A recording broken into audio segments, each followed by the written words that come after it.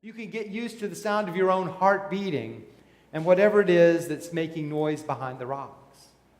You may even be able to sleep a little while and wake up gladder to be alive than you can ever remember being. Lent's just begun, and the wilderness calls. Don't count the days, just take them one at a time. And after you've reached for your crutch a few times and remembered that it's not there, not because someone stole it, but because you made a conscious decision to give it up, then you may discover a whole new level of conversation with yourself and with God's Spirit that drove you into the wilderness in the first place. Are you hungry? Yes, I'm famished. Well, what's wrong with that? Are you dying? Well, actually not. Can you stand being hungry for a while longer? Well, maybe. Okay, so what else? Are you lonely? Well, yes, I'm lonely. Well, what's wrong with being alone? Will it kill you? Well, I just don't like it. Well, that's not what I asked. Can you live through it? Well, probably not, but I'll try. Our minds are geniuses at telling us that our crutches, living beyond our crutches, is going to kill us. But the reality is, it's almost never true.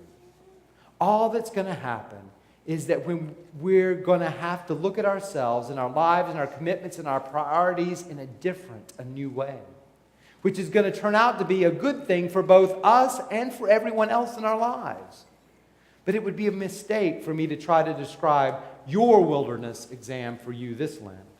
Only you can do that.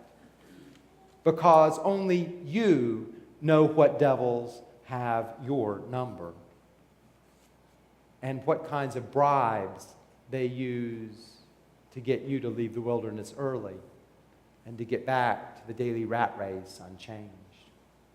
All I know for sure is that a voluntary trip into the wilderness this Lent is a great way to practice getting free of your devils. Those places and things that no longer work for you, but which are so terribly hard to put down.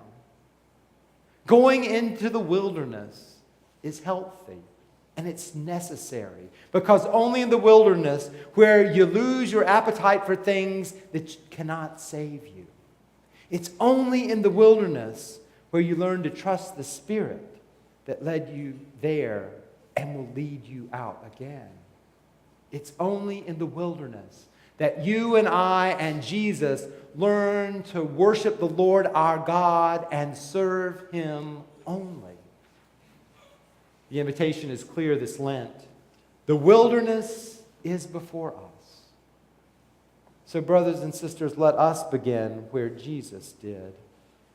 Let us go with the Spirit of God into the wilderness. And there, let us learn the joy of life, the joy of faith that depends only on God. Thanks be to God.